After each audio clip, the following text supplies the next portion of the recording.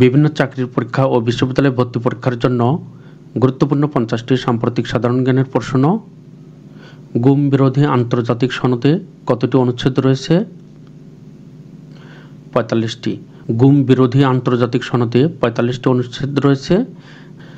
জাতিসংঘের গুম ও নির্যাতন বিরোধী আন্তর্জাতিক কনভেনশনে বাংলাদেশের পক্ষে স্বাক্ষর করেন কে? ডক্টর মোহাম্মদ ইউনূস জাতিসংঘের গুম ও নির্যাতন বিরোধী আন্তর্জাতিক কনভেনশনে বাংলাদেশের পক্ষে স্বাক্ষর করেন ডক্টর মোহাম্মদ ইউনূস। গুম বিরোধী সনদে স্বাক্ষর করার মাধ্যমে জাতিসংঘ মানবাধিকার প্রধান কতটি দলিল মেনে চলার বাধ্যবাধকতার দায় নেয়? 9টি। গুম বিরোধী সনদে স্বাক্ষর করার মাধ্যমে জাতিসংঘ মানবাধিকার প্রধান 9টি দলিল মেনে চলার বাধ্যবাধকতার দায় নেয়। জাতিসংঘ সাধারণ পরিষদে গুম বিরোধী আন্তর্জাতিক সনদ গৃহীত হয় কবে? 20 ডিসেম্বর 2006 সালে জাতিসংঘ সাধারণ পরিষদে গুম বিরোধী আন্তর্জাতিক সনদ গৃহীত হয়। 20 ডিসেম্বর 2006 সালে নতুন নীতিমালায় একজন প্রবাসী কত টাকা পর্যন্ত ঋণ নিতে পারবেন? 10 লাখ টাকা। নতুন নীতিমালায় একজন প্রবাসী 10 লাখ টাকা পর্যন্ত ঋণ নিতে পারবেন। সম্প্রতি কোন দেশ বাংলাদেশের সামুদ্রিক মাছ প্রক্রিয়াকরণ কারখানা করতে চেয়েছে? চীন। সম্প্রতি চীন বাংলাদেশের সামুদ্রিক মাছ প্রক্রিয়াকরণ কারখানা করতে চেয়েছে বাংলাদেশ থেকে চীনে রপ্তানির উদ্দেশ্যে। 26 সেপ্টেম্বর 2024 পর্যন্ত দেশে পরিবেশ বান্ধব তৈরি পোশাক ও বস্ত্র কারখানার সংখ্যা কতটি? 229টি। 26 সেপ্টেম্বর 2024 পর্যন্ত দেশে পরিবেশ বান্ধব তৈরি পোশাক ও বস্ত্র কারখানার সংখ্যা 229টি। মার্কিন প্রেসিডেন্ট জো বাইডেন ও অন্তর্বর্তী সরকারের প্রধান উপদেষ্টা ডক্টর মোহাম্মদ ইউনূসের মধ্যে বৈঠক কবে অনুষ্ঠিত হয়? 24 সেপ্টেম্বর 2024 সালে মার্কিন প্রেসিডেন্ট জো বাইডেন ও অন্তর্বর্তীকালীন সরকারের প্রধান উপদেষ্টা ডক্টর মোহাম্মদ ইউনূসের মধ্যে বৈঠক অনুষ্ঠিত হয়। 24 সেপ্টেম্বর 2024 সালে 2028 সালের মধ্যে কতটি গ্যাস কূপ খনন করা হবে? 100টি। 2028 সালের মধ্যে 100টি গ্যাস কূপ খনন করা হবে। ডক্টর ইউনূস কত সালে নোবেল পুরস্কার লাভ করেন? 2006 সালে। ডক্টর ইউনূস 2006 সালে নোবেল পুরস্কার লাভ করেন। ডক্টর ইউনূস 2006 সালে গ্রামীণ ব্যাংক প্রতিষ্ঠা এবং ক্ষুদ্র ঋণ ধারণার জন্য নোবেল শান্তি পুরস্কার লাভ করেন। তিনি 2009 সালে যুক্তরাষ্ট্রের প্রেসিডেন্সিয়াল মেডেল অফ ফ্রিডম এবং 2010 সালে কংগ্রেশনাল গোল্ড মেডেল সহ বিভিন্ন জাতীয় ও আন্তর্জাতিক সম্মাননায় ভূষিত হয়েছেন। চাকরি পরীক্ষার জন্য এই 3টি পুরস্কার খুবই গুরুত্বপূর্ণ। পরবর্তীতে গুরুত্বপূর্ণ ভিডিওগুলো দেখার জন্য আপনাদের সকলকে জব জেনারেল নলেজ ইউটিউব চ্যানেলটি সাবস্ক্রাইব করার অনুরোধ করছি। চ্যানেলটি একবারেই নতুন, সাবস্ক্রাইব করা না থাকলে পরবর্তীতে গুরুত্বপূর্ণ ভিডিওগুলো খুঁজে পাওয়া যাবে না। নোবেল পুরস্কার বিজয়ীদের নাম ঘোষণা করা হয় কবে? অক্টোবর মাসের প্রথম সোমবার। নোবেল পুরস্কার বিজয়ীদের নাম ঘোষণা করা হয় অক্টোবর মাসের প্রথম সোমবার। নোবেল পুরস্কার দেওয়া হয় কত সাল থেকে? 1901 সাল থেকে। নোবেল পুরস্কার 1901 সাল থেকে দেওয়া হয়। ফ্রান্সের বর্তমান প্রধানমন্ত্রীর নাম কি? মিশেল বার্নিয়ে। ফ্রান্সের বর্তমান প্রধানমন্ত্রীর নাম মিশেল বার্নিয়ে। জর্ডানের বর্তমান প্রধানমন্ত্রীর নাম কি? জাফর হাসান। জর্ডানের বর্তমান প্রধানমন্ত্রীর নাম জাফর হাসান। ইরানের সর্বোচ্চ ধর্মীয় নেতার নাম কি? Ayatollah Ali Khamenei. ইরানের সর্বোচ্চ ধর্মীয় নেতার নাম আয়াতুল্লাহ আলী খামেনি। মালয়েশিয়ার বর্তমান প্রধানমন্ত্রীর নাম কি?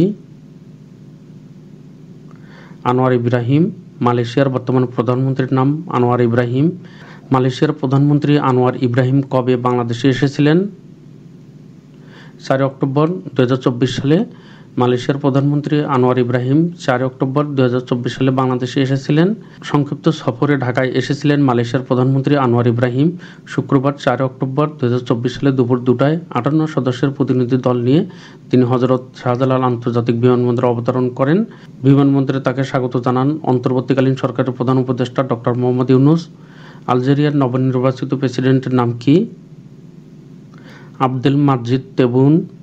আলজেরিয়ার নবনির্বাচিত প্রেসিডেন্টের নাম আবদেল মাজিদ তেবুন।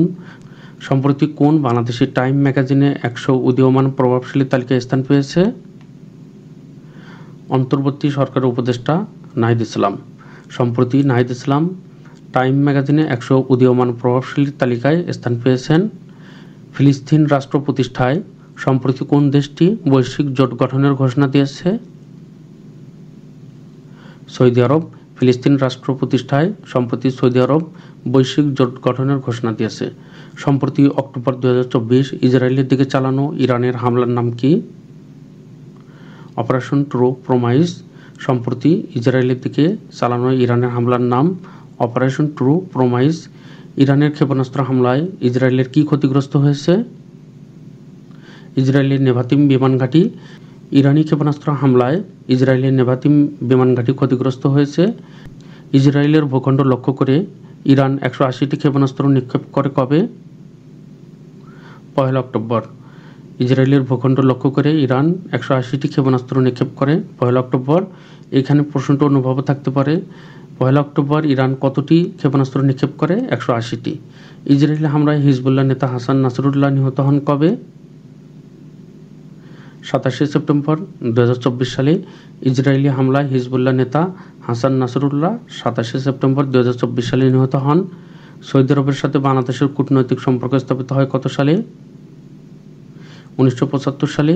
সৌদি আরবের সাথে বাংলাদেশের কূটনৈতিক সম্পর্ক স্থাপিত হয় 1975 সালে। ইরানের রাষ্ট্রীয় বার্তা সংস্থার নাম কি? ইরনা। ইরানের রাষ্ট্রীয় বার্তা সংস্থার নাম ইরনা। নেপাল থেকে কি পরিমাণ বিদ্যুৎ আমদানি করবে বাংলাদেশ সরকার? 40 মেগাওয়াট বিদ্যুৎ। নেপাল থেকে 40 মেগাওয়াট জলবিদ্যুৎ আমদানি করবে বাংলাদেশ। নেপাল থেকে বাংলাদেশে 40 মেগাওয়াট বিদ্যুৎ আমদানির জন্য বাংলাদেশ, ভারত ও নেপালের মধ্যে ত্রিপক্ষীয় চুক্তি স্বাক্ষর হয় কবে?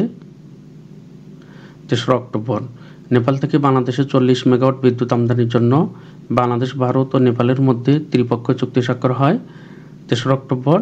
এই চুক্তি অনুযায়ী নেপাল থেকে বিদ্যুৎ প্রথমে ভারত এবং ভারত হয়ে বাংলাদেশে আসবে, এজন্য 3টি দেশের মধ্যে চুক্তি স্বাক্ষরিত হয়। বিশ্বের প্রথম রোবোটিক হার্ট প্রতিস্থাপিত হয় কোন দেশে? সৌদি আরবে। বিশ্বের প্রথম রোবোটিক হার্ট প্রতিস্থাপিত হয় সৌদি আরবে। ফিলিস্তিনের গাজায় হামলার পর শিশুদের পোলিও টিকাদান কার্যক্রম কবে শুরু হয়? 1 সেপ্টেম্বর 2024 সালে। ফিলিস্তিনের গাজায় হামলার পর শিশুদের পোলিও টিকাদান কার্যক্রম শুরু হয় 1 সেপ্টেম্বর 2024 সালে।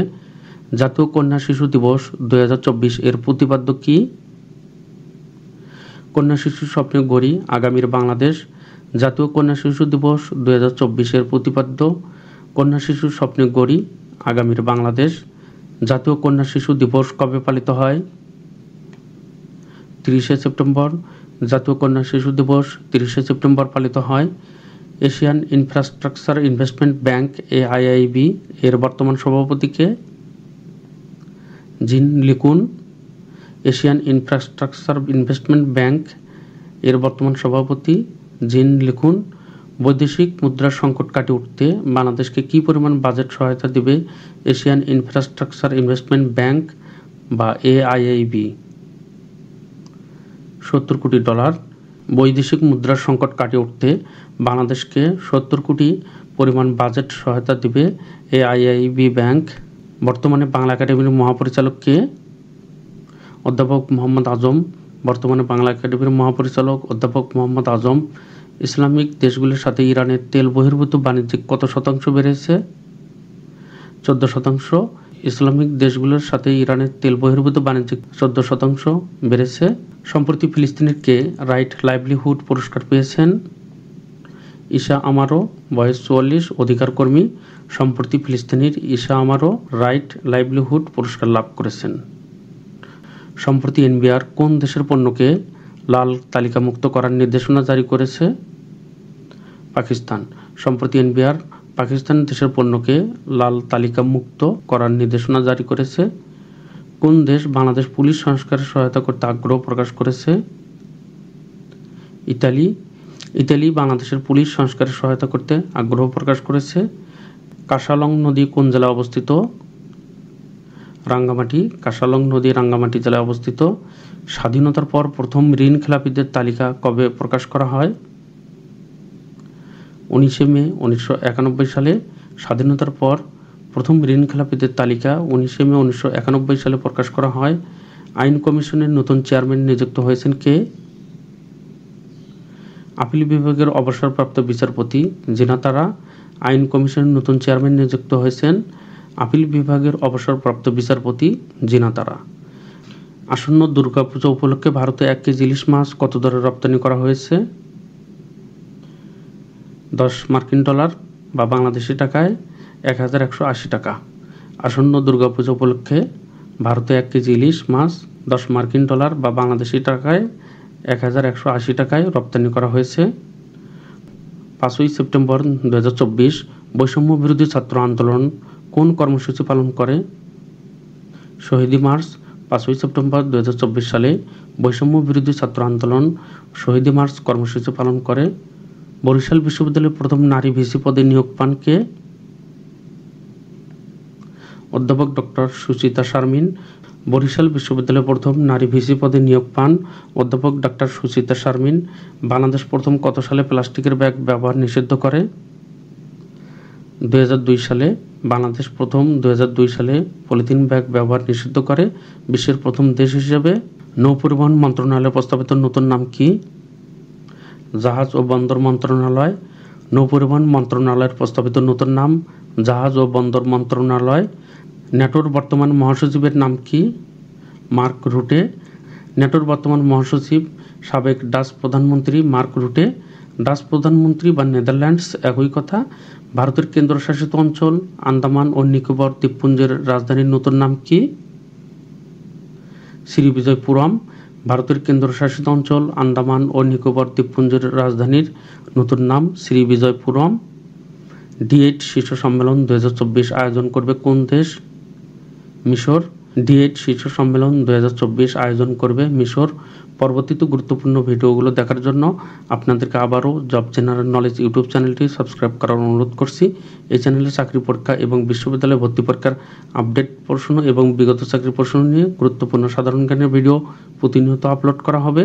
চ্যানেলটি যেহেতু নতুন, সাবস্ক্রাইব করা না থাকলে পরবর্তী ভিডিওগুলো সহজে খুঁজে পাওয়া যাবে না এবং আপনাদের সহযোগিতা ছাড়া এই চ্যানেলটি কখনোই সামনের দিকে অগ্রসর হতে পারবে না। জব জেনারেল নলেজ চ্যানেলের পক্ষ থেকে আপনাদের সকলকে অসংখ্য ধন্যবাদ।